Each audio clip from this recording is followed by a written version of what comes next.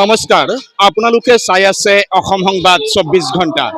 আজি আমি অসম সংবাদ ২৪ ঘণ্টায় আহি উপস্থিত হৈছোঁ শোণিতপুৰ জিলাৰ অন্তৰ্গত শ্বহীদ নগৰী ঢেকিয়াজুলিৰ শ্বহীদ ময়দানত।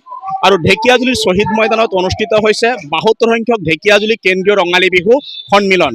আৰু ৭২ সংখ্যক ঢেকিয়াজুলি কেন্দ্ৰীয় ৰঙালী বিহু সন্মিলনৰ লগত সংগতি ৰাখি আজি ৰাজ্যিক ভিত্তিত আয়োজন কৰা হৈছে মুকলি বিহু। আৰু এই মুকলি বিহুৰ অনুষ্ঠানৰ লগত সংগতি ৰাখি আয়োজন কৰা হৈছে জেং বিহু।